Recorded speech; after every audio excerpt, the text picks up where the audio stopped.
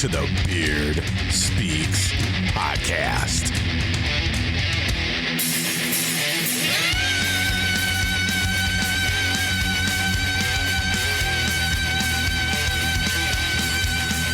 All right, guys, what is going on? Pat here with the Beard Speaks podcast. That's right. Back with another awesome episode. Before we get into that, I want to say thank you very much for everyone who has been listening, sharing the show, sending us emails. If you want to send an email to the show, be sure to send an email to the Beard Speaks podcast at gmail.com. That's right. And where can you check out the Beard Speaks podcast? Well, I'm glad you asked. We are on all of your favorite podcast platforms: Apple Podcasts, Spotify, Amazon Music, Podcast Index, Overcast, iHeartRadio, Podcast Addict, Castro, Castbox, Podchaser, Pocket Cast, Deezer, Listen Notes, Player FM, Good Pods, TrueFan. We're all there. We're everywhere. So I want to say every episode I try to give a shout out to cities that chime in, because I get the analytics and I check out where everyone's listening. But this list has gotten so big, guys, that I would have to do a whole episode of just shouting out every city. But I want to say thank you. I mean, it's amazing that we're hitting almost every country on every continent. I mean, we're all over Europe, Asia, Oceania, Africa, South America, North America. I mean, just to kind of give you an idea, besides the United States, we're in Singapore, the Russian Federation, Germany, France, United Kingdom, Japan, China, Israel, Spain, Canada, Sweden, Hong Kong, Mexico, Australia, South Korea, India. You guys are getting the point, right? I mean, Denmark, Jamaica, Ukraine, Argentina, Guatemala, Ireland, Italy, New Zealand. We're just everywhere, man. And I just really want to say that I know that sometimes the show doesn't come out consistently every other week like I would love it to and how it used to, because of, honestly, this next topic that we are going to talk about today. So I've got a good friend of mine. Well, he has become a good friend over the past year. I've been talking to Gonzalo Bouquet. He's from Argentina, and he's going to tell his story today about his family court case that he's been struggling with for quite a few years now, and not being able to see his daughter, which is horrible, right? And this is a cause that's near and dear to my heart. It's really criminal what is going on out there. The breakdown of the family, the nuclear family, the family court crisis that we are in this country and almost every country. I'm speechless because what is happening to children in this world is disgusting. And a lot of it is stemming from the court system that, some of us say, well, it's broken, but it's not broken. The system is set up to do exactly what it is doing, taking a child away from a loving parent, whether that would be the mother or the father. And I want to say this right off the bat, and I know we mentioned it in this interview several times, and I did this interview earlier this morning, so I'm now just kind of reeling off of that because these stories are heavy, man. They're heavy. They really grab you, especially if you're going through it. And they're hard to listen to, but they need to be told because, like I said, what's happening is just it's criminal, right? So I want to say right off the bat, this is not a father's, swinging to the father's side or swinging to the one or the other. It's for parents. Okay. It's for mothers and fathers. And it's one of the things that we talk about in the show today is how this has to be a movement for parents where mothers and fathers groups are out there and, one slinging mud on one side, slinging mud on the other side. I think we're done with that. And we have to really look at what the damage that is being done to children, right? To your kids out there. So at the end of the day, even though I'm talking to a dad right now, this is happening to mothers and fathers and grandparents, right? Because this affects the whole family on the other side of whoever the target parent is in any one of these family cases where the child is being, alienated and the child is being taken away from the targeted parent, and then the court system just drags that out for how many years they can do it, just to drain you dry. This is what's happening. So here's a story from my friend Gonzalo from Argentina. He's going to tell you no holds barred what he's been going through and how this has affected his life. And it's just something that I feel very passionate about. So if you're out there, just pray. That's all I can say. But here we go. Here is my interview with Gonzalo.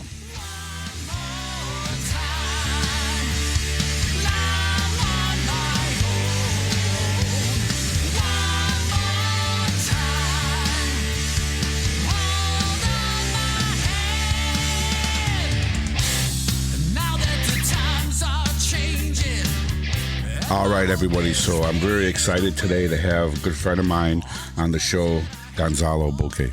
Hey, Gonzalo, how are you? Hi, Pat. How you doing? Awesome. So this is going to be, for everyone listening, this is going to be a very serious show, but I really want to get to the point of the matter of how kids are being hurt by the court system and how they're being hurt by alienating parents. And Gonzalo here today, my good friend from Argentina, is going to tell his story. So Gonzalo, I want you to be able to, like we talked earlier, just be open and give us your, story and tell us, where everything started. How did this all come to be that you don't have your daughter with you? Okay, all this, I've been living with my daughter and her mom for 14 years together. We lived 14 years together in Miami Beach. That's where we arrived. My daughter's mom is from Scotland, and I'm from Argentina, originally from Argentina, but I live in Florida. In 2000, by the end of 2022, after years of seeing that she was alienating my daughter, and for many years I did nothing. By the end of 2022, I decided to try to change things to improve the family situation. Yeah. And I approached the Miami-Dade family court. That was a huge mistake, right, that I realizing now. And I approached the court not to have a divorce. I approached the court to get mandatory therapy because for many years I asked, Joanna, please, let's go to therapy. Let's try to improve this. And she refuses all the time. So because I was busy, I make another mistake that was trying to use a lawyer. Right. Well, because, in a petition like this, so small, of asking for mandatory therapy, there is no money. My lawyer plus her lawyer drag us into a divorce. That's crazy. The relationship was not great. But, she has the plan to move back to Scotland when Lourdes was 18. So it was something that I was expecting. And I was expecting just to have a proper divorce, no? Right. So, yes. From the very beginning, too many people trying to make money out of us. Right. And because of that, what family court did, plus family court services, plus psychologists, everyone, guardian ad litem, everyone who was involved in the case, pretty much what they did was kids for money. Right. You don't want to pay for these services. Right. You don't get to see your daughter. So let me ask you a question. Yes. I don't know if anyone's Yes. asked you this before, but when you went to the system and said, listen, I just want help. I want to be able to, you asked for therapy, mandatory therapy, just for the family. How did your ex respond to that? Did she want to go to therapy, or was she not on board with that? No. She used that chance to ask for the divorce. Oh, okay. I see. That's where she opened the door. Yeah. She opened the door. Yes. She wanted to divorce. We have a small disagreement on 2016. Right. By the way, something that I did not mention was my case is a regular case. It's a family divorce case. There is no domestic violence involved, no abuse, no nothing. Right. And at that point, I did not have either false accusations, either. So it's a really crazy case because the judges have absolutely nothing to hold on it, Right. To say, okay, you did this wrong, so you don't get to see your daughter. Right. They deny me in the process because I request supervised visitation. Supervised visitation usually are given to criminals, domestic violence, or something like that. Right. I didn't get the chance to have that either. That's crazy. Yes. When my daughter says that my dad never hurt me, never beat me, nothing. Not her, not the mom. It's crazy. So they really don't. It's funny because the courts don't even have an answer for you, and I understand that, right? It's like, you won't let me see my daughter, and then you ask why, but nobody tells you why. They just don't do it. The magistrate told me. I asked him, "Can you please explain me why I'm not seeing my daughter?" And he told me, and I have him recorded. Right. I don't know. I don't know. And when we have hearings, they only talk about money. Yes. It's the only subject. That's money. Right. Money. Never about how the child is. Is the child okay? No. It's always about the money. It's disgusting. Yes. It tells people what it's really all about, right? I mean, I would love it if it was about the kids. The first time you walk in court, they would say, okay, hold on. What's going on with the child? How does the child feel? Where? But they don't even do that. Right away, can we see your finances? Can we? That's the first thing they go after. And Pat, listen to this. In my case, they never mention the best interest of the child. Wow. Why not? Because what they're gonna say? No abuse, no domestic violence. Even that, we have the investigation with the guardian ad litem. I know that in many cases, the guardians ad litem take sides, and they do things wrong. But if you read my report, the guardian ad litem noticed that was nothing. My daughter says explicitly, and it's in black letters in the report, to highlight it. Yes. That my daughter says, I don't want to be estranged from my father. And they did not pay attention. They didn't care about that. That's crazy. And that's what angers me about your case, is because, like, unlike mine, at least your daughter's actually saying on the record, I don't want to be away from my father. I want to be with him. Yes. And they still won't let you. They still won't let me and her. I did presentations on her name. Yeah. The right of the child to have a father. Right. They did not pay attention to that. Oh my God. There is no due process in my case. They do, because I'm pro se. I used 2 lawyers. The very first one that put me in this problem, and another one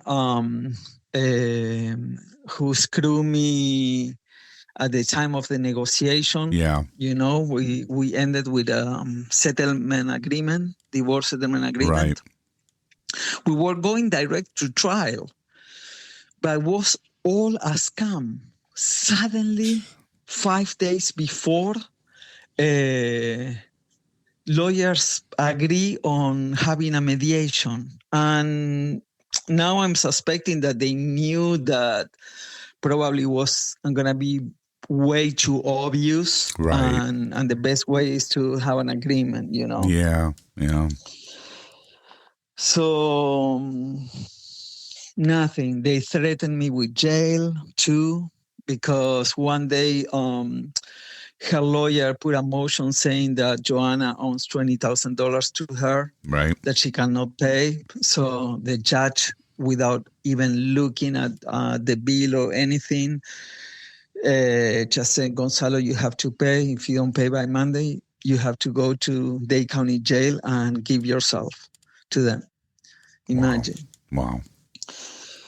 So, and now I'm fighting. Until not long ago, I was putting motions after motion after motion. Every is denied. I don't have hearings anymore. I appeal.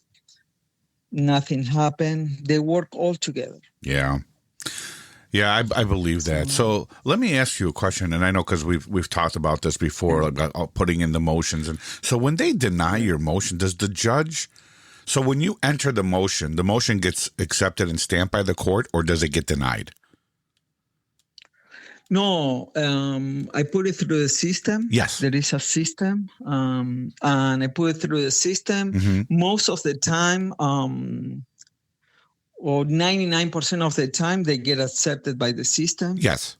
But in the very last motion, because I exposed the judge, Right. Judge Martinez, Right. that is a complete criminal. There are two very bad judges. One is no longer in the family court because I put a lot of pressure and they changed him. They moved him to real estate or something like that. Right. Yes. Poor people that they have conflict with properties. Yeah. So this new judge, the last motion that I put, she struck it, so it doesn't stay in the system. I got you. She did not allow the motion to be on record. Okay. So the judge read it and then struck it from the record. Wow. Yes. Yeah. Yeah. That's crazy. So when that happens, with jail too. yeah. I'm sorry. She threatened me with jail too if I keep putting motion without a lawyer. That's why they want. They want you to use a lawyer. They want you to use a lawyer. Yeah. Well, I was going to say that. I was going to say that for everybody listening, you have to understand that, the system was set up under the Constitution that we can represent ourselves. You don't need a lawyer, right? Yes. Yes, you have to follow the court, the rules and everything like that.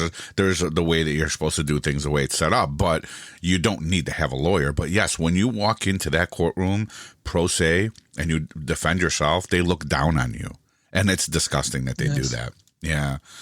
Yeah, and so right now you're still. I mean, obviously you're still pro se. You're still defending yourself. Or well, I don't even want to say defending. You're representing yourself, but you end up defending yourself. Yes, right? I'm the petitioner. Yes, I'm the petitioner in this case. Right. Well, I'm not gonna use a lawyer again because you get the same outcome. Right. You get the same outcome, but this way is much cheaper. No, not only much cheaper, you can tell what you think. Right. You can, try to get what you think is fair. Correct. And not being manipulated by your own lawyer. Right. And a lot of them, and a lot of them, I know, some. There's lawyers out there that mean well, guys. I mean, when you're out there looking and shopping for lawyers and things like that.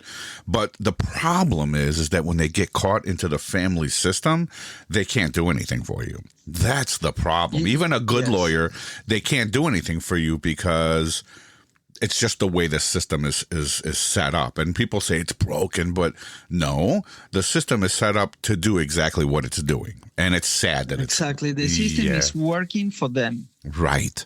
Pretty much. It's not a broken system. It's work as planned. Yes. Let's put it that way. Right. It's working as planned. Yep.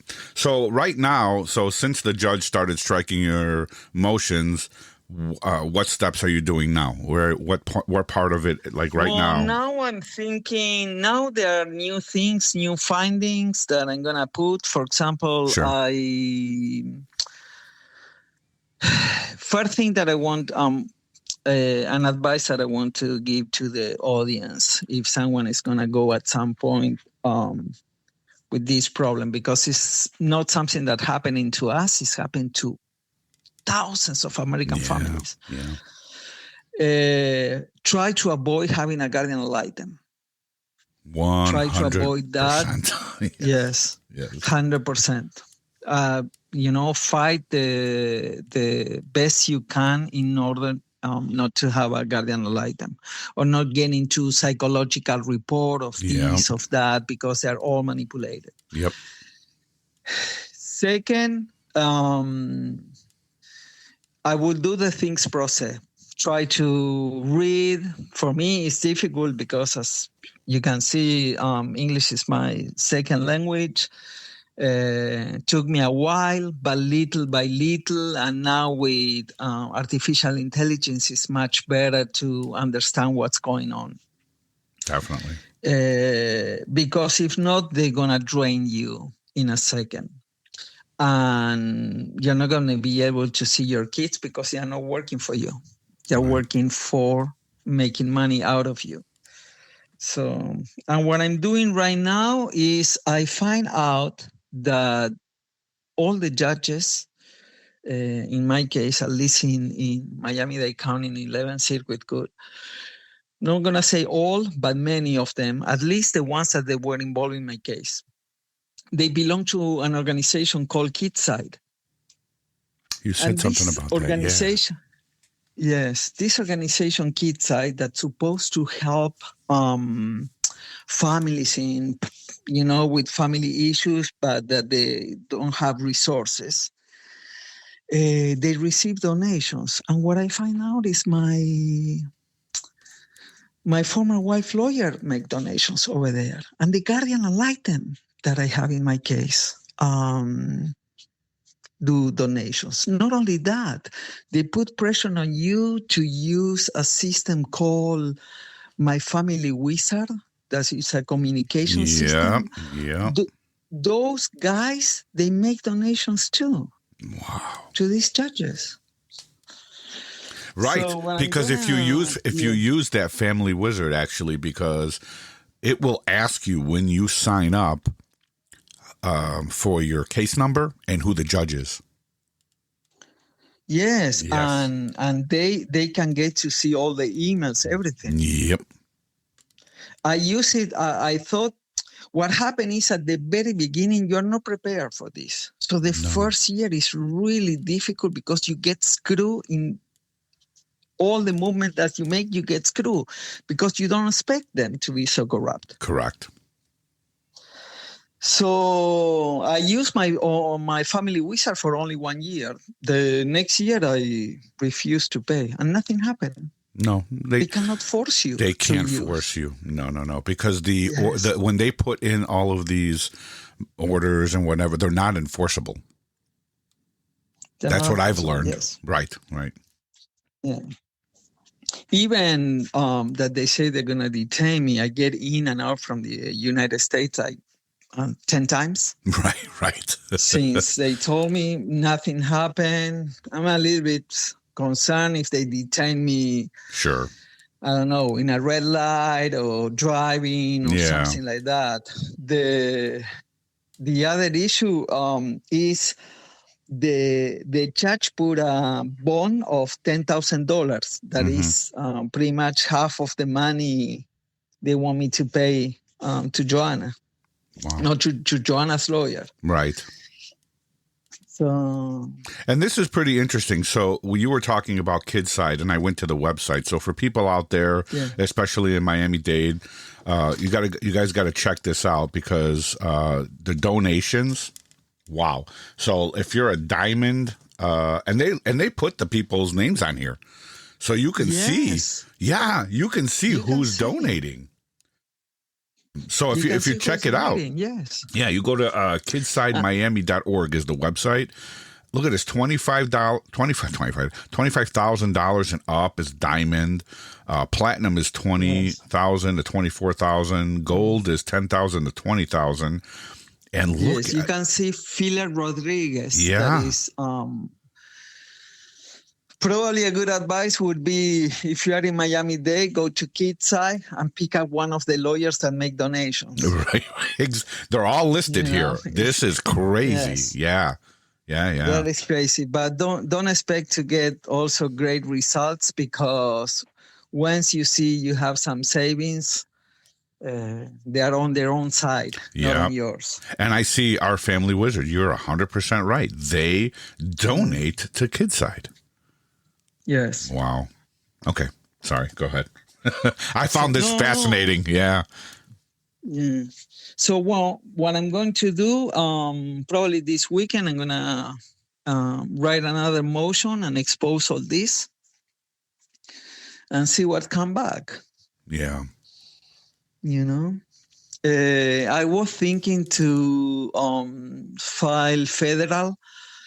I have already the motion written with all the affidavits, the proofs that I have. But I see so many parents failing in federal court too. Yeah. That I'm not sure right now if file there or not, Yeah. There's I think one of the sad things is that this stuff takes so long, right? And in the meantime, your kid, you don't get to see your kid, and the kids are suffering. And that is, I think that's the key that a lot of people don't understand, because I hear, I hear a lot. Just wait till they're 18. They'll come back to you. But wait a minute. So you want me as a father, or, and this, like I tell people all the time, it's not just fathers, right? And Gonzalo, you and I learned this. It happens to everybody, moms, dads, it doesn't matter. Everybody, yes. And I tell people all the time, look, it's not just about me. I understand it hurts as a father, as a parent. It hurts when your kid, doesn't want to be with you, or they are being alienated, so they can't be with you. But what about the rest of your family, right? Like my mom and dad, God bless, they're still alive. My dad's not doing too good. He's got Parkinson's, and, they're in their late 80s or mid 80s, but, they don't get the grandparents, and then the cousins and the rest of the family. Like, hey, why can't we see, your daughter, your son, whatever it is? And people don't understand. It's happening to my mom. My mom turns 100 years old. Oh, geez. Now in October, and she's not talking to Lourdes, Wow. I'm not super concerned because she has dementia and, Yeah, but so right. if she were 100% mentally fit, I would be really concerned. Well, if she were 100% fit, probably this problem that I'm living right now wouldn't happen. Yeah. But... And I know for a fact that Lourdes is waiting until she's 18, because she wrote my girlfriend's daughter once that she's going to see me again when she's 18 and really free. That's beautiful. I tried to show that proof. They didn't care. That's crazy. Your case is 100% all about money. They just try to bleed you dry. My keep your case daughter. is 100% about money. Yeah. Yes. And because they couldn't, of course, I lost a lot of money. Yeah. Hundreds of thousands, Yeah. But not so much like others. Yeah. I'm working with two groups. One is Hope in Darkness, that they are parents from all United States and other countries too. There are a woman from Australia. There are a few cases in Canada. But mainly we are all from the U.S. Mm-hmm. And I know many people in Dade County that they have my judge or my previous judge. Right. And you know, we are pretty much in the same situation. The stories are really similar. And what's going on with the alienation of the kids is exactly the same for every kid. Not long time ago, I started following a girl on YouTube and Instagram. I think you know her, Pat. Her name is Maggie. Last Yes. name Yes. Yeah. Maddie. Maddie. She's amazing. Maddie. Yeah. Yes. When she talks, I see my daughter. Me too. She lives exactly the same thing. Yeah. Exactly the same thing. Yeah. Yeah. I started watching her videos and I feel just like you. I see exactly the same pattern, the same thing. And Maddie, for people out there listening, Maddie on YouTube, I'll put a link in the show notes. You have to check her out because she was alienated from her father for 20 years. And did you watch she did an interview with her dad. Did you watch that one? No, not all. I saw that one. I watched it like 15 minutes. Yeah. But what I did is I subscribed her and I'm trying to support her because she's doing a great job. There is another kid in Argentina here. In Argentina, not a long time ago, last month, there was a case that they make the kid when he was little testify against the father. They blame him from abuse. They give him 10 years. He spent 3 years in prison. Then he was released and was all a lie. Yep. So now the kid come and say everything was a lie. Right. And they are talking about the subject. Since God here in Argentina, this is showing up on TV and on the papers, and there is a big movement trying to change the law and stop the false accusations. Right. A little bit, because nothing happened, you know? Yeah. Well, it's really sad that accusation is a big problem. It's a big problem. Yeah. I mean, there's people out there that talk about it on TikTok, YouTube, and everything like that. But the false allegations, I believe that, I mean, it happens to both sides. And I think it's just whoever gets there first with the false allegations. And that's why I made that joke before. You're the petitioner, just like I am, right? In my case, you know, you take the other person to court because the kid was taken away from you. And then the next thing you know, you become a defendant because they just keep throwing false allegations over and over again. And now you're wasting all of this time defending yourself that you're a good person and that you didn't do anything wrong. And in the meantime, they're bleeding you dry. And the kid, you don't get to see your kid. Yes, and not only that, all is a study. For example, the Guardian.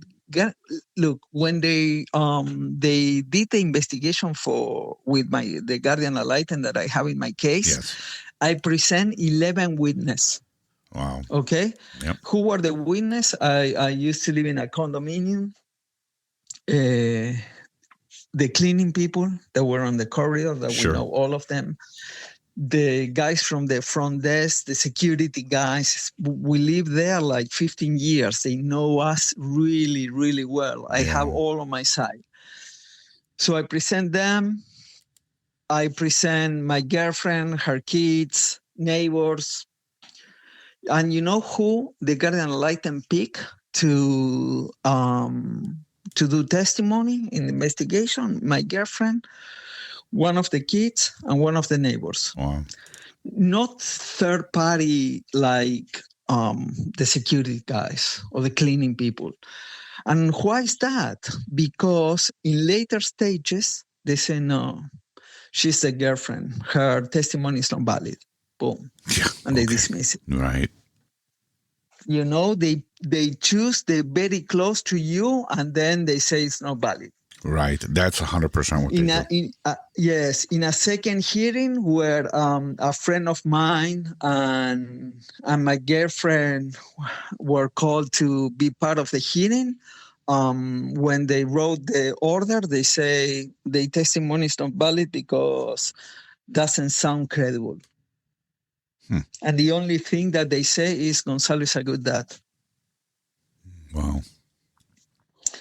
I also have a website with pictures of my whole life with Lourdes. We travel all around the world. We went to a lot of countries together, me and her. And I tried to show that in course, and they told me it's irrelevant. Yep. They don't care. Yep. Same thing. Yep. It is crazy. Yeah. And that's the funny thing. It's not even funny, but I mean that's a sad thing that people need to understand. Yeah. So if you're listening out there and you're starting to go through something like this or you're about to, I remember in the beginning of my case where people would say, save all the text messages, save all the pictures, yeah, I did. Yes. I got everything. And nobody wants it. Nobody cares. No. No one cares. No one cares. And that's if they looked at that evidence, game over. But that evidence doesn't make them money. Yes. It doesn't make them money. Another advice I would like to give to other parents that are in early stages, because what happened is every day there are new victims of the family court. Yes, every day. It is in the emotions. If the emotions are not verified, you can lie and say whatever you want. They don't care. That's very true. If they are defending, for example, the emotions have to be verified. Right. If not, they don't. For example, I went to my daughter one day. I was desperate, that I wanted to see Lourdes. So I went to the school. And because I still have custody, that's another thing. I haven't seen my daughter in almost 3 years, but I have custody of my daughter. That is Shared crazy. Custody. Yes. That is crazy, yes. I went to see her in the school. They made me wait. At the end, they called the mom. The mom came. I talked to Joanna. You know how the schools are in the U.S. because of all the shootings, whatever. The doors are bulletproof. And right. There are cameras everywhere. 15 feet. Police. Everywhere. Yep. Okay. There is an armed police officer. Sure. Okay, what they say, in order to me not going to the school, that when I went to the school, I was violent. I said, what is a report? What is the testimony of the assistant principal that I talked to? Sure. I've been talking to Joanna 30 minutes under a camera. I have the camera like 2 feet away from me on the roof of the corridor. They didn't care. Wow. Nothing. So did they keep you away from the school? They put me a restriction to go to the school. Yes. Jeez. Unbelievable. And the court did that? The court did that? The judge made sure that you couldn't go, or was it the guardian ad litem who enforced? Yes. I mean, I know the judge enforced it. No, the guardian ad litem, in my case, listen, the guardian ad litem in 2016, where I have the first issue, and then we solved it until 2022. My lawyer told me, listen, I'm going to propose a guardian ad litem. This is 2016. I'm going to propose a guardian ad litem that if we pay her well, she's going to write a nice report. And I say, but listen, I don't need a nice report. Right. I never ever did nothing. What nice report are you talking about? Right. So right away after I walk out of I didn't want to have a divorce or nothing. Right. I walk out of his office. I called Joanna. I said, Joanna, man, they're screwing us. The guardian ad litem is not a psychologist. It's another lawyer. Yeah. Her name is Anastasia Garcia, this, that if you look at her reviews online, it's crazy how much people she screw. Yeah. With money, no? Yep. Okay. So we decided at that moment not to pursue, and we fixed the relationship for another 5 years. All the problems that we have at home, not all of them, but sure. Better.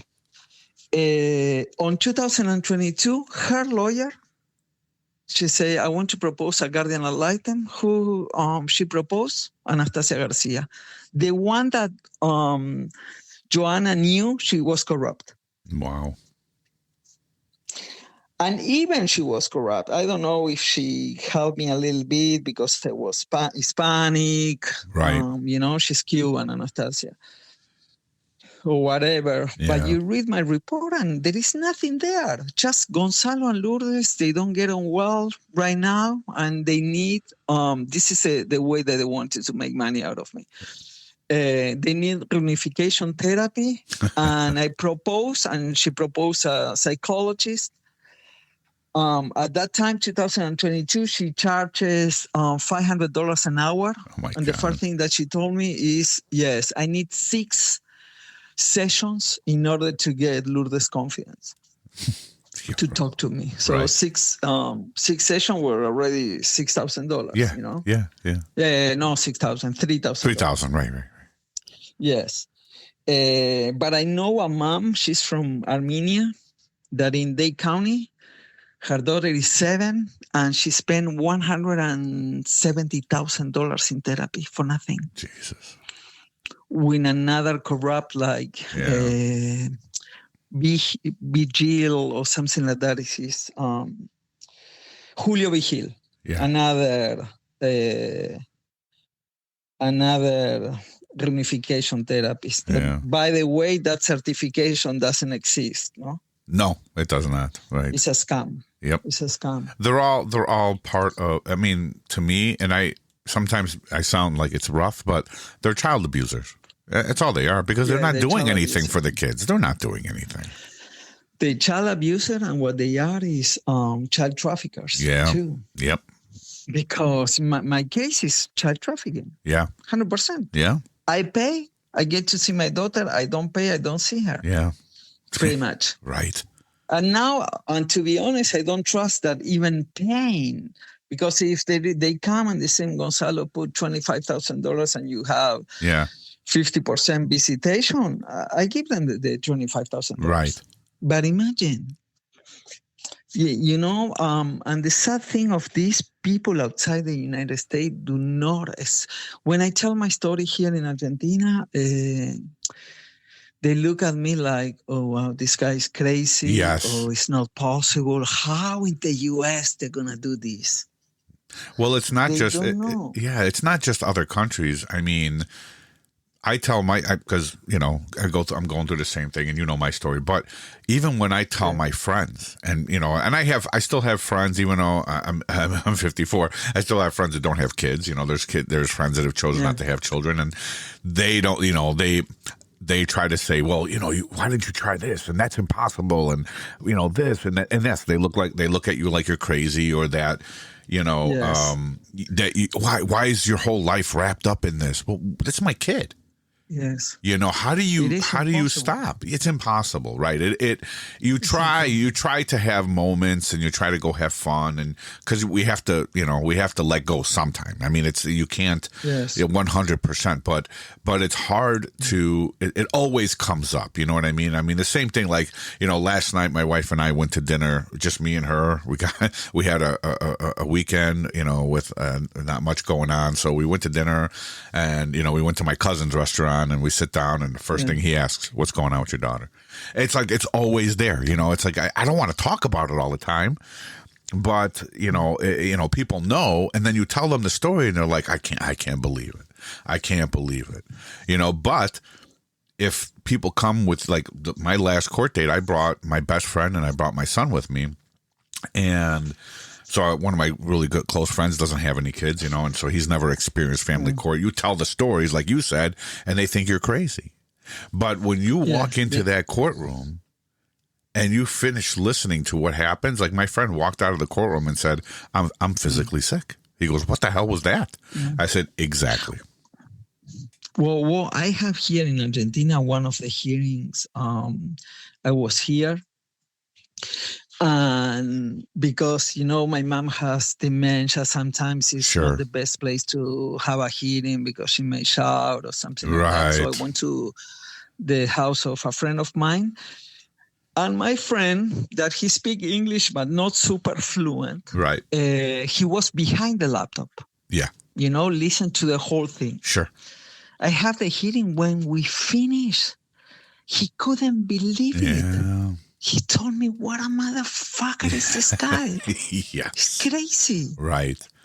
I said, you see? Yep. You see how it works? Yep. And that's the thing. And that's what I try to tell people. It's like, and that's why I want to bring this to light. And I'm talking about it more and more on my show, is because I don't want to see, to me, I always thought, do whatever you want to do to me. I'll rebound. I'm a grown man, but man, I cannot stand to see these kids suffering. Every time I see these kids go through it, they're hurting your daughter 100%, and that is what I think burns me up. That's what makes me angry. It's because it's like you hear these stories, and it's the kids that are going through this, and you never know how bad it is, like I said, until you're in the middle of it. But it's always about the kids, and I want to be able to. I wish I could stop all of it, man. But it's like I said, and we talked about it earlier. The system is set to do exactly what it's doing. Never in one hearing I heard okay, how Lourdes is doing right now. Never is. Did you pay this? Did you pay? Gonzalo has this amount of money. Yeah. It's the only thing that they talk about. Yep. Child support. Another advice that I would like to give, that now I'm talking to you. Yeah. Remember that someone that is in court, at the very beginning of the hearing, they make you swear. Yeah. Okay? And who they make swear? The father and the mother. Right. But never the lawyers. Yep. And the lawyers start lying like crazy. Yeah. They call family courts the liars' court. Yeah. And they start lying. And they didn't swear. So make sure that the judge swear the oath of office, and the lawyers who is representing your other partner swear too. Right. That's crazy when you be in the record. Yeah, when you brought that up to me, nobody was sworn in my case. Not even me. Yes. So that makes a lot of sense.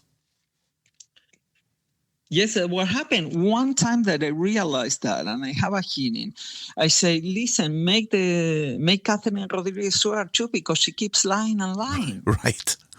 And they try to dismiss it. They try to continue with the hearing. I say, no, I'm not going to continue if she doesn't swear. Right. And the judge says, okay, Catherine, or Miss Rodriguez or something like that, please swear. And she swear, and you know what happened? She shut up. Right. She didn't talk anymore. Right. Yeah, that's why I said before, you become a defendant, because all the false allegations are obviously false. They're lies.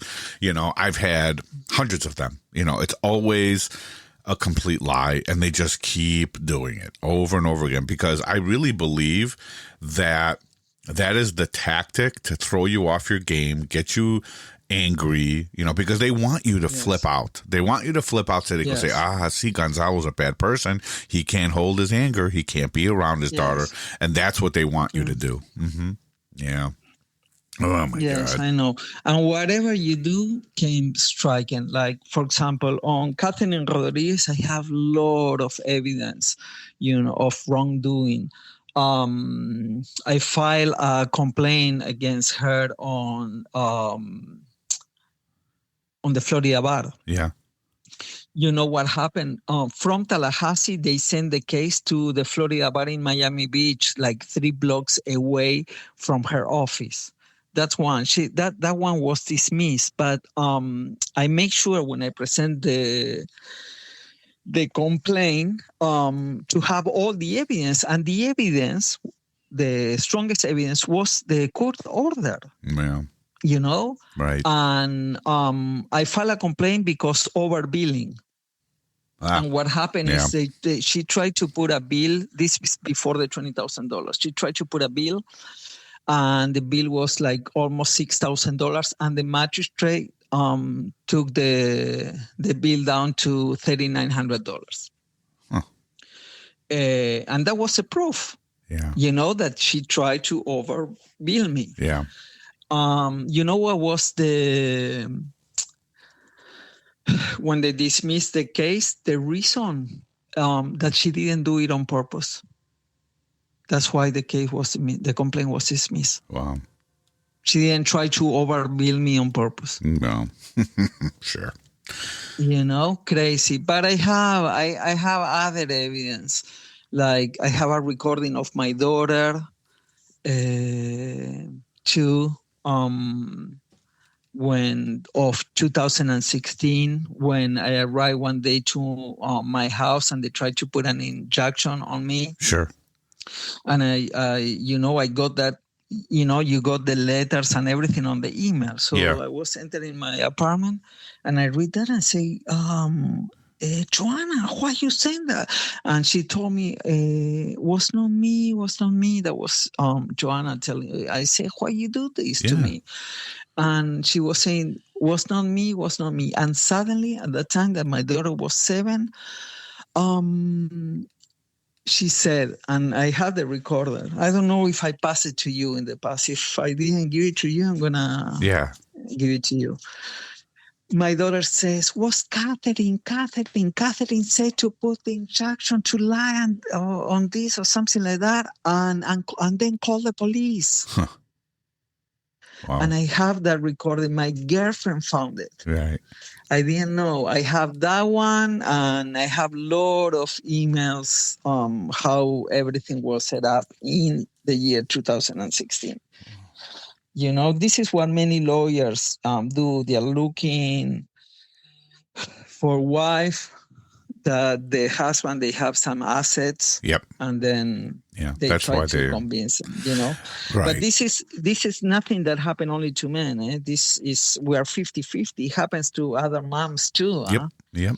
Yeah. Like I said, it depends. Yeah. It depends on who gets there first with the false allegations, who's the alienator. It's never always the mom. And I say that to people all the time. It's because I think what happens is, and I see this all the time. I was actually watching something. Actually, you had sent me that Instagram video of that guy that was suing the child support court. And I was looking at some of the comments. I always look in the comments to see, what are people saying? What people think. Right. And I'm always seeing, there's always the ones going, you guys just trying to get away from paying child support. Hey, listen, first of all, the best child support is having both parents healthy and loving in a kid's life, because why is money, the gold standard for family court for child support? Why would you take one parent away, mentally screw up that kid, pay the mom $500-$600 a month, which that money doesn't go to the kid. She's paying her attorneys with that money, right? And now the kid doesn't have both parents. Now they're confused. Now they're being alienated, whatever it is. But the best child support is having both parents healthy, co-parenting, right? Because that's what we need to do. For what really is the best interest of the child is having both parents, because then those two parents now can thrive, work, make money, save money, and be able to spend money on the kid to support the kid. But they don't want that. They want to break down the whole family unit. I think that's really what it is. And it's also bad to the economy, but because I used to make good amount of money and now I'm making nothing. Yeah. Well, they drained you, and they drained you emotionally, mentally. I bet you can't focus on work. No. I cannot work at all. I 100% I feel you, sometimes, because it's your daughter. And how do you take away somebody's kid and you expect that person now to function like a healthy human being, go to work, make money, you know what I mean? But that's impossible, So it ruins it. Overpaying child support. Yeah, of course, I'm paying more than the table says, because my company was not doing great, because my company is pretty much me. I'm the engine. If if I'm not focused, everything can down because I have what I do is a little bit difficult, and if you don't put a lot of effort, it's not something that you can do adding employees and they work and they do it, Yep. So, I lost focus. I don't remember what I wanted to say. No, it's okay. Yes, pretty much. Because I'm not working, I'm not making money. Yeah. At all. It's bad for the economy. Yeah. No, it is. It ruins so many different things. Multiply this for millions of other parents, Yeah. Yeah, no, it's sad, and that's why the family court system is not a court of law; it's a court of emotion. It's all about money. Yeah. They're really court of lies, 100%. The false allegations, and it just keeps going on and on. So you've been fighting this since Lourdes was how old? 13, almost 14. Okay.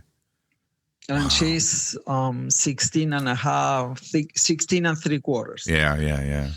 So same age as my daughter. You know what is a sad thing?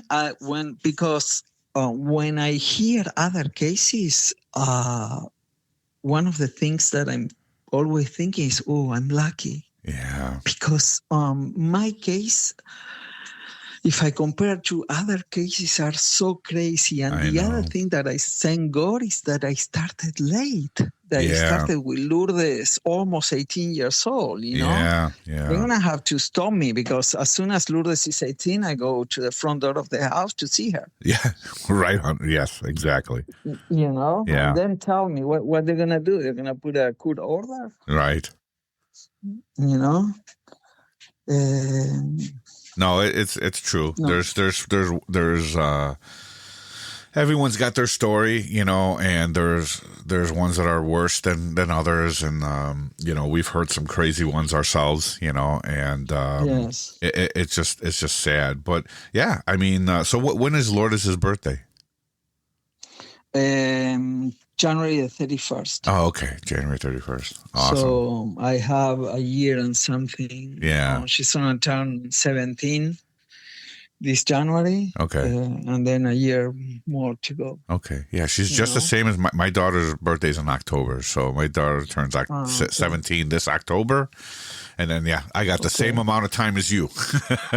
But unfortunately, when did you start with your problem? She was 11. So I've missed 5 years, man. Oh, wow. I've missed 5 years. So mine started in 2020.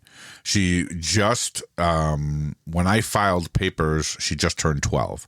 But the alienation and everything started when she was 11 years old. So it started really in the summer of 2020, in the middle of COVID. And I waited months and months, I was only able to see my daughter in a car for 3 hours on a Thursday night. And then finally I said, enough is enough. I have to get a lawyer, which was the first mistake. I handed over all my, same like you, I had all the evidence. There was nothing wrong. My daughter and I, did everything together. We had a great relationship. And, but as soon as I moved on with my life, boom, that's when the hammer dropped. Me too. Yep. Listen, same thing. On July, August of 2022, I went to Spain with her. Yeah.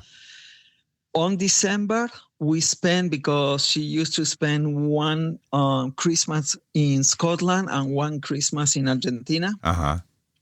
One summer vacation in Scotland and one summer vacation in Argentina. Okay.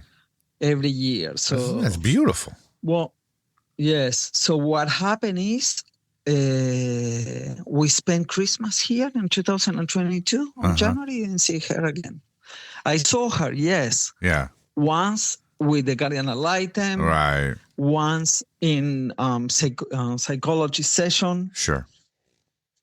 So, but that's it. Yeah. See, never going to eat together or. Yeah. They don't even allow you to do anything with her. No, the mother. Well, the crazy thing, now I have the restriction to go to the school. Right. But before that restriction, I did not have any restriction. Right. So I did not have a visitation plan. Wow. That I was asking to have. Yeah.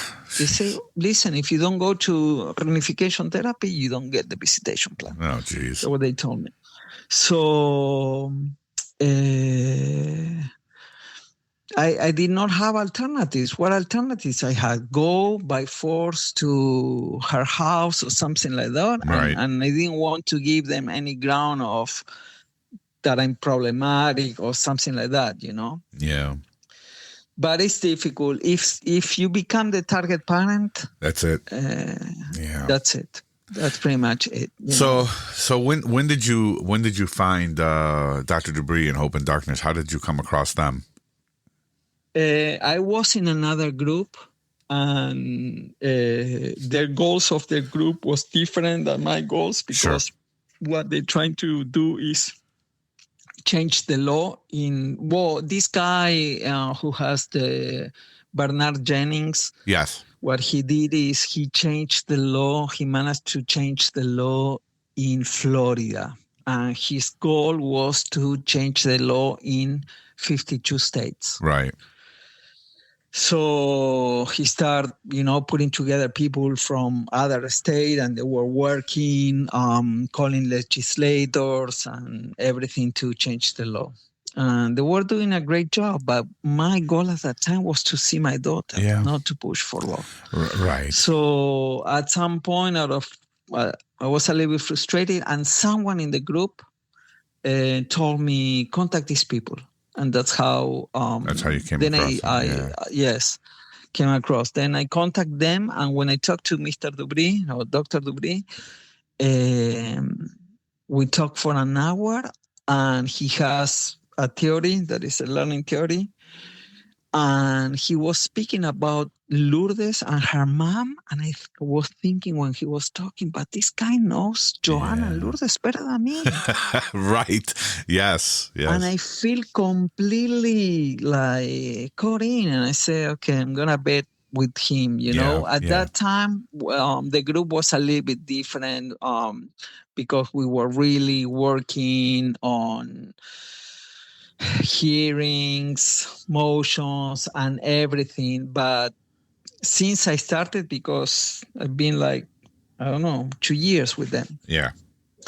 And they fail in court a little bit, not because of them. They're doing an outstanding job, and they really try to help, Yes. But it's impossible to help if the system is corrupt. Yeah, I know. That's what hurts. There's a lot of organizations out there. There's a lot of people, like Mark Ludwig's out there. I follow him on Facebook.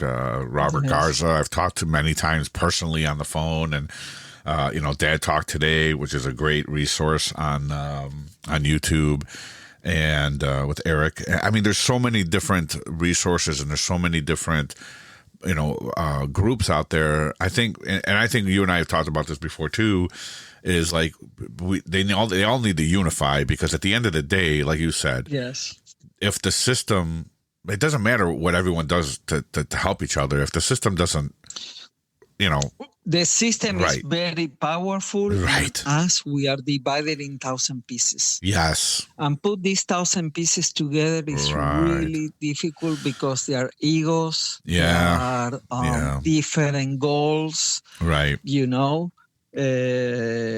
So it's really difficult. Take the system down. There are so many people and much money involved in this that, if things happen to Elon Musk, if things happens to Trump, why that not happen to us, or to me especially? Right. I'm American citizen, I'm an immigrant, Right. It's crazy. It's a little bit frustrating, It is. I'm a little bit calmer now. I started therapy. Yeah.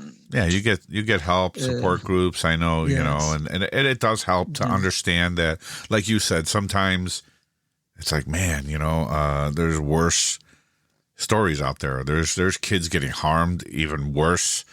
There's parents that haven't seen their kids in years. In years. And it gives you a little bit of hope. You know what I mean? But it's good to know that your daughter loves you. And she's still, she's waiting until she's 18 years old to be able to see you and break away from the system. That's heartwarming, man, and that's something that keeps but you. She still have her. She's still alienated. She's still, right. She's afraid, and the other day watching this girl Maddie on YouTube, she made a comment in one of her episodes that something that happened happens to her, and I lived that situation with Lourdes when we were living together. Yeah. Lourdes had a friend, and I wanted, a friend with a mom, no? Yeah. And I greet them. And from the car, not even approaching them or nothing. It was one pickup day. And Lourdes told me, don't talk to them. They think you are great. Oh, Jesus. And this is a comment that this girl Maddie did too. Yeah. They put in the brain, your dad is bad, your dad is bad, your dad is bad. Yeah. That someone else that doesn't fit with the same thinking, it's not good for you to talk to. Yes. Yeah. Yeah. Yeah. 100%. Same thing. Yes. I think everyone's got the same playbook. They all do the same thing. The same playbook. Yes. The same thing. Exactly the same. They live the same thing. So my strategy now to try to fix this is I'm gonna go after a few people. Probably nothing is going to happen, but I'm going to try. Yeah. For example, Lourdes counselor in the school. Yes. That's one. They send her to therapy. They forge my signature. Now I'm trying to get the school reports, and they giving me the runaround not to giving the school's reports to me. And they know they cannot send Lourdes since I have 50% custody. They cannot send Lourdes to what's the name, to therapy without your permission. My permission. That's one. So I was waiting, but now the school term started. I'm working on that. And the other thing is I'm gonna be trying Lourdes to that her head may click, right? That to listen to this girl Maddie or kind of things like that, Can you send her? I mean, you're allowed to communicate with her, right? I'm blocked from everywhere. Oh, so I'm trying, but what happened is maybe she's seeing the things because sometimes I send them from other phones now. Right. On other emails, we flawed every email she has, phone number, but she has it in the way that we cannot check if she read it or not. Right. Yeah. So I don't know if she's getting things. Yeah, that's a shame, man. Yes. Well, we're almost at an hour here, and so before we close up, so right now, you're just kind of, you don't get to see her. You're blocked from all her communication. You can't go to the school and see her. So, and the principal of the school told me, I talked to her on vacations. Yeah. They're still working on the office. Yes. She told me approach the school, but I don't want to do it. Yeah. Because I don't want them to use that. They'll use it against you. Yeah. No, yes. They'll use anything. This is a new principal. Yeah. Yes. This is a new principal, and So far, she's not part of the problem. Good. Okay. But the counselor, she is. Right. The counselor, I sent her a lot of emails, never respond. Never responds. Phone calls, never responded, Allegedly, she offered to be part on. I heard that the school cannot get involved. Right. But Joanna, that the Guardian ad litem report only tried to present one witness, and was this one, the counselor. A counselor that never met me in my life. Right. I don't know her. Right. So she doesn't know me, never, but they used the excuse that she couldn't go and get testimony because she was pregnant at the time. She was in family leave. But I'm not sure if she offered herself to go over there, or they just lie and say, right. The counselor wanted to testify, but she cannot come. So, because that's the other thing. So let me ask you a question. So if you have 50-50, custody right now of your daughter, do you have an order that's written that says you have this 50-50 custody?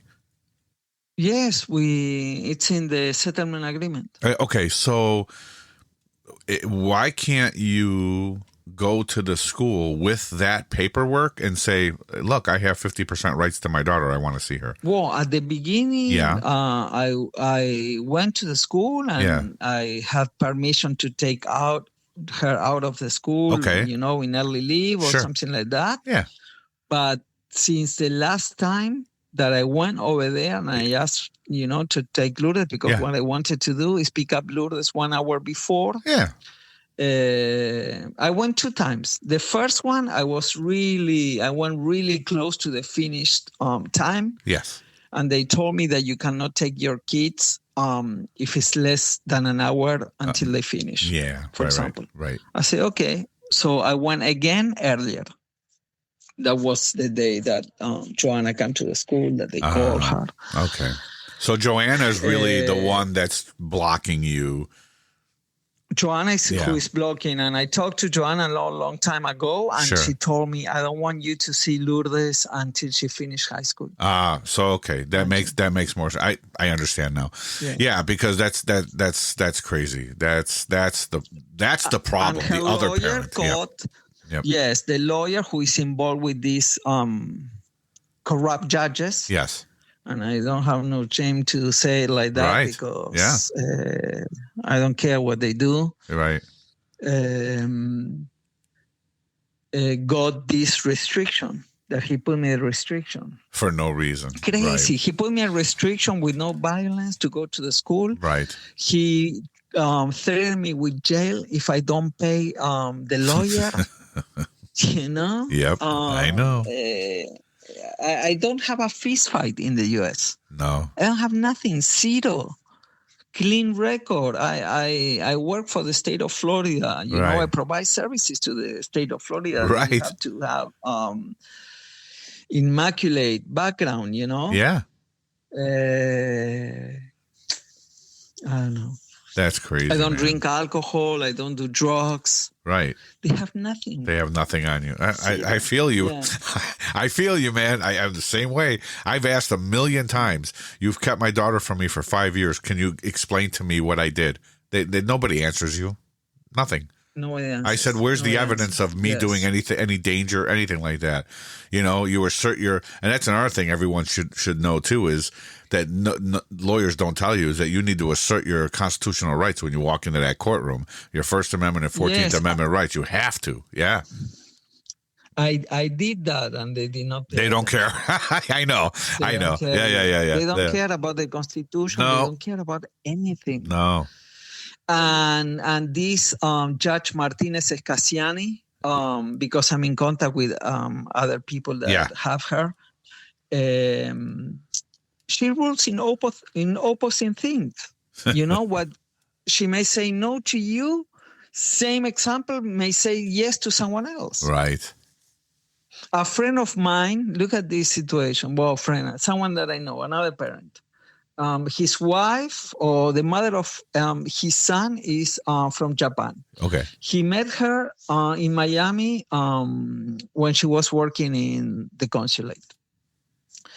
And well, she has she was detained, she has a record. Sure. She doesn't have a green card. She doesn't have nothing. And this judge allowed her to take the kid on vacation back to Japan. Oh, jeez. She cannot enter the United States after that. He's not going to see his kid, and the kid is dying. Wow. So man. this Cassiani has and she allows her to take the kid to Japan. That's and you know crazy. how the Japanese government works. Yeah. They defend each other. Really, doesn't matter if you're a criminal or not. If you're Japanese, they're gonna defend their own people like crazy, and justice is gone too. That's something crazy. that happened to the former president of Peru, that Fujimori, that they protected him in Japan for years. Right. So that's crazy, man. It's really difficult. I know. Well, I mean, look, man. You know me. I'm always praying for you and hoping that something turns. But man, just not. I always say the same thing. It's like I can't imagine. When this happens to parents and you can't see your kids. I think that is the most brutal. Abuse of any child is a parent out there that keeps the kid away, that alienates the kid from the parent. I think that is the worst thing you can do. The kid should never be. If you hate the other person, hate the other person. But that kid is half the other person. And then when when you hate the other person, the kid feels like half of them is bad. You know what I mean? And something that I don't know if people think, these family courts, they are destroying the core of the American society. Yeah, they are. 100%. That's what they're doing. They're destroying the families. And I do not understand why all these Christian groups that are really strong and they have a lot of power, why they do nothing. Something to fill this situation, because it's on their own interest to have American families united, It's true. And I think what we mentioned a little while ago is that there's so many different, groups and different people trying to, change laws or whatever. And I think you said the perfect thing, Gonzalo. It's egos. People need to stop, come together as one group, because the only way they're going to take this whole, monster down is by everyone joining together as one group and going after them and fighting them and saying, hey, enough is enough. We can't keep doing this. Like you said, the Christian community needs to come together. There's father's rights, there's mom's rights. I think everybody just needs to stop, come together, because we're all the same goal is to help the kids and save the family. That's it. You know what I mean? Having families united and mentally healthy kids is for the own good of the country, and unfortunately the U.S. is going downfalls. Or being going downfalls, at least in the 20-something years that I've been living in the U.S., it is a different country. I guess it's really different for you. Yep. That's crazy. And this is also because of the destruction of the family. It is. Yeah. Yeah. That's horrible. It's horrible. Yes. All right, Gonzalo. Well, listen, man. I appreciate you being on the show. We'll have you back again, as things keep moving. Thank you so much for let me talk and tell my story. Hopefully this helps other parents, mothers or fathers, if they are in the same situation and they are starting with their case. Please research before you make decisions, and do not ever trust a lawyer or the lawyer that is representing you because it's not on your side. Right. Good advice. Yes. All right, Gonzalo, you hang on. Everybody else, we will be right back. Okay.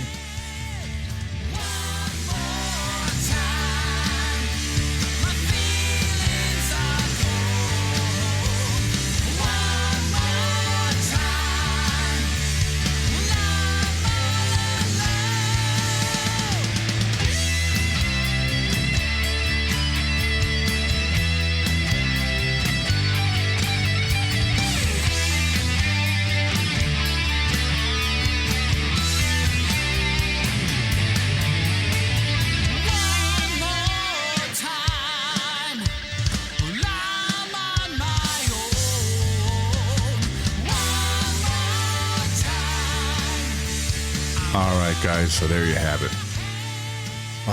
I said wow a lot during that interview, but nothing really surprises me anymore when it comes to this. Having going through it myself, talking to a lot of different parents and hearing all these different stories, one worse than the other, you want to say, I can't believe it, but no, believe it, because it is happening, and it is happening in every family courtroom in this country, right? There might be some lucky ones out there. If the both parents are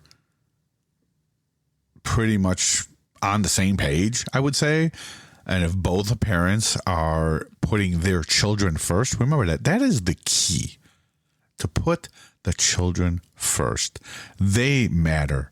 Okay, not you, not your feelings, not how much you hate your ex or what they did to you. That's between the two of you. Never, ever put the kids in the middle. The kids should know nothing other than just the basic, right? Okay, if mom and dad can't be together, whatever your case is, whatever your situation is, he cheated, she cheated, this, that, whatever. Whatever it is, be big enough, okay, to not tell your children what the other parent did, because that child is half that other parent. And there's not just the other parent, but there's the other parent's family, right? That the child now doesn't get to see, doesn't get to spend time with, right? And if you're putting down the other parent to the child, you're putting down half that child. And you're causing all kinds of trauma, mental issues.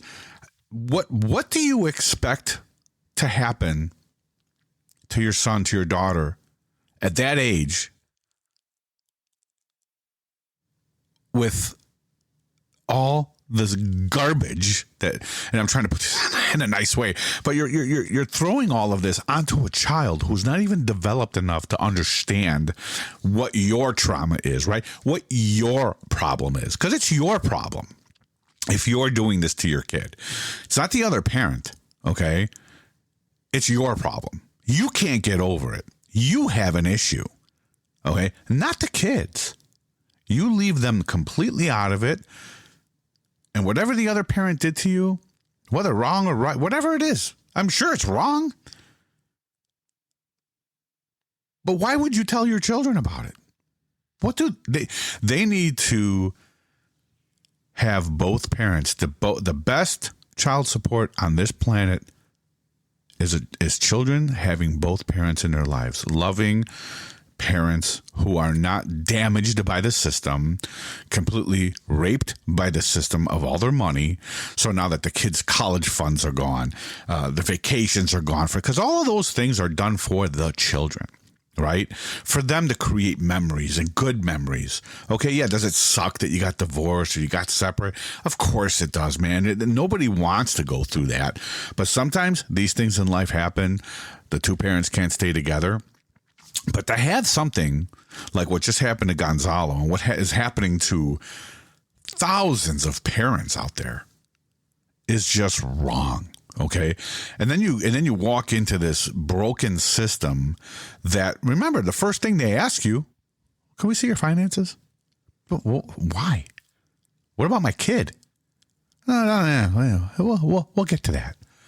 Yeah, we'll get there. Therapy, yeah, this, that, mediation. But that's bullshit. All of it's bullshit. They want your money. They want to look and see what your finances are, who owns what, how long can we drag this out, how much can we drain these people for? And then in the end, they're going to say, well, I'm sorry, man, there's not much more we can do for you. Yeah, but I still don't get to see my kid. Yeah, I don't know, sign this. Sorry, this is where you're at. You're not going to get nothing else. And then you're screwed. And you've just spent thousands, hundreds of thousands of dollars in some cases of your savings, sold your house, and it's, oh my God, it is heart-wrenching. But in the end, as adults, what do? We pick ourselves up and we keep moving forward. Damaged, whatever, your health will suffer. Your mental health will suffer. Your finances completely will suffer. And you'll get through it. It won't be the same, but you'll get through it and you'll survive. But the kids won't. No. Because now what happens to the child that just went through all of this, which is the most important piece of this whole freaking thing, is now they're going to grow up with trauma. They're going to grow up not understanding what healthy relationships are, okay? Because you decided to badmouth the other parent or talk shit about the other parent and tell the kid the other parent doesn't love them and the other parent is bad and the other parent is this and the other parent is that, which are all lies. Because at the end of the day, it's your problem, okay? Your problem. You are the one that's butthurt. Okay, because the other parent either didn't want to be with you or things just didn't work out or whatever the case is. There's 1,000 reasons, but not one of those reasons is good enough that you can, and I'm sorry, I'm going to say, fuck up your kid, right? Not one of those is good enough reason to completely destroy your child's life and your child's future because of your anger for your ex. It's disgusting. It's child abuse. It's sick. All right, guys, I'm getting a little hot under the collar here. All right, but again, man, I just want to say that was a great interview with Gonzalo. Moms, dads out there, listen, the email is thebeardspeakspodcast@gmail.com. If you guys want to come on the show, tell your story, and really let people know what's going on, this is the place. God bless.